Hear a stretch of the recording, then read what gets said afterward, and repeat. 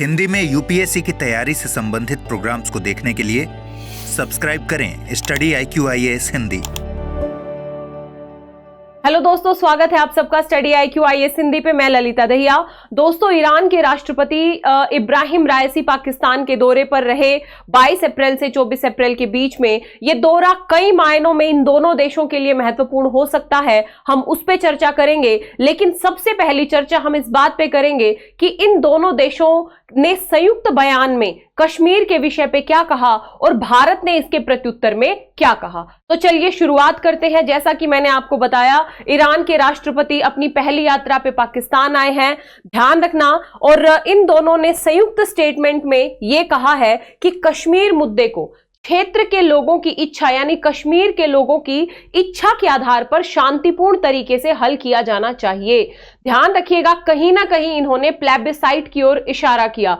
हालांकि यहां पे ये बात ध्यान रखनी है कि भारत के विदेश मंत्रालय के द्वारा तत्परता के साथ कहा गया है कि यह भारत का आंतरिक विषय है और भारत के आंतरिक विषय पे किसी भी देश को कोई टीका टिप्पणी या सुझाव देने का कोई अधिकार नहीं है। यह हमारा आंतरिक मसला है, हम इसे अपने तरीके से डील करेंगे। यहां पे सबसे महत्वपूर्ण बात यह है, क्या स्टेटमेंट दिया इन्होंने। एक संयुक्त संवाददाता सम्मेलन के दौरान पाकिस्तान के प्रधानमंत्री शरीफ ने कश्मीर मुद्दे को उठाया और ईरान को उसके रुख के लिए धन्यवाद दिया।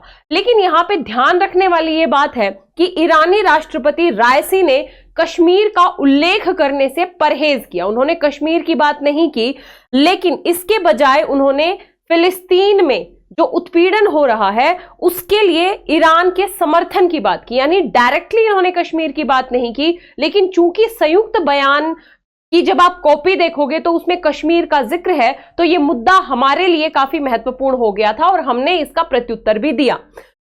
ईरान ने स्पष्ट तौर पे कश्मीर का जिक्र नहीं किया, तो जिससे यह धारणा बनी कि उन्होंने इस मुद्दे पर कुछ कहने की पाकिस्तानी नेता की इच्छा को ठुकरा दिया है।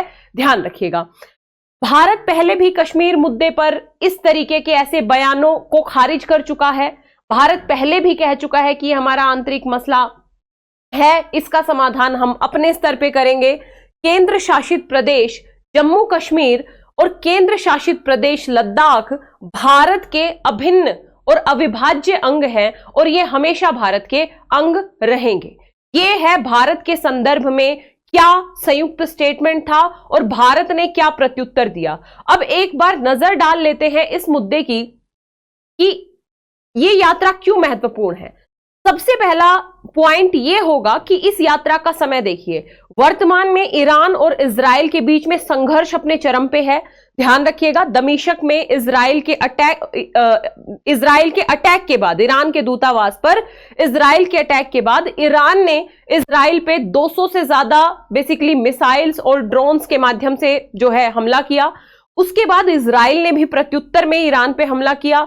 ऐसे समय में ईरान के राष्ट्रपति की किसी देश की यात्रा करना दिखाता है कि ईरान कहीं ना कहीं पाकिस्तान के साथ संबंधों को बेहतर बनाना चाहता है।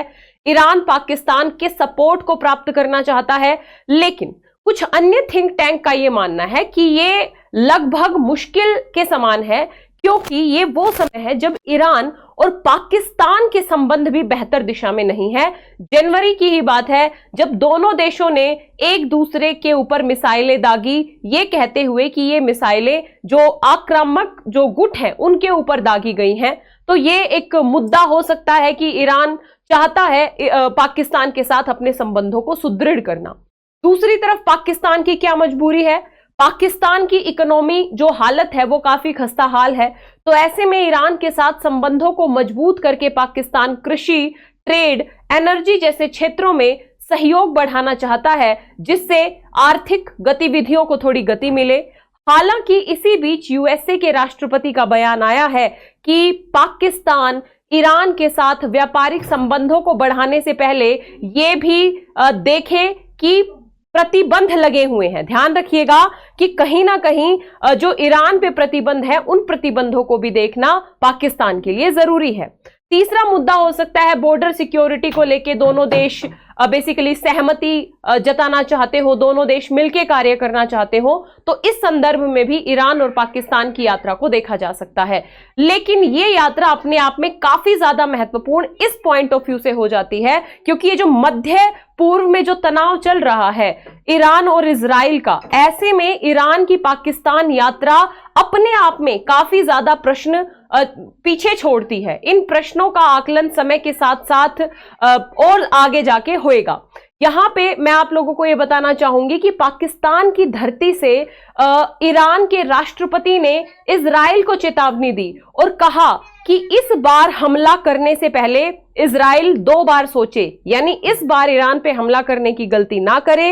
इस बार स्थिति अलग होगी, ये भी नहीं पता कि वहां पे मौजूद सत्ता बच पाएगी भी कि नहीं। तो इस तरीके की धमकी भरे अंदाज में ईरान का इजराइल को ललकारना, वो भी पाकिस्तान की धरती से, ये अपने आप में पाकिस्तान और ईरान के संबंधों को अलग दिशा में ले जाने वाला प्रतीत होता है। तो इस यात्रा के अपने आप में काफी मायने हैं दोस्तों। ये यात्रा इन दोनों देशों के परिप्रेक्ष्य में तो महत्वपूर्ण ही है, कश्मीर के मुद्दे को लेके भी ये यात्रा हमारे पॉइंट ऑफ व्यू से भी महत्वपूर्ण थी।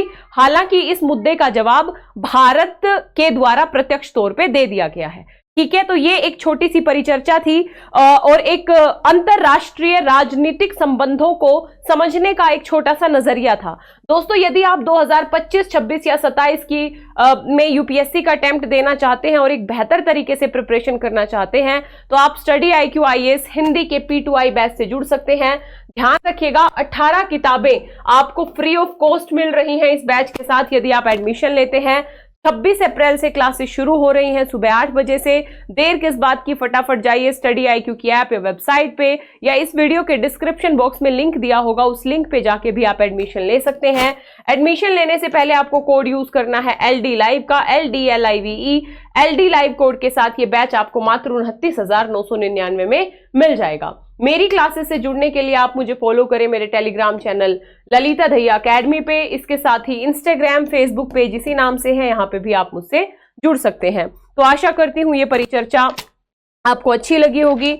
इसी तरीके की नई वीडियोस को से जुड़ने के लिए जुड़ें स्टडी IQ IAS हिंदी से। Thank you so much. Hindi में यूपीएससी की तैयारी से संबंधित प्रोग्राम्स को देखने के लिए सब्सक्राइब करें स्टडी IQ IAS हिंदी।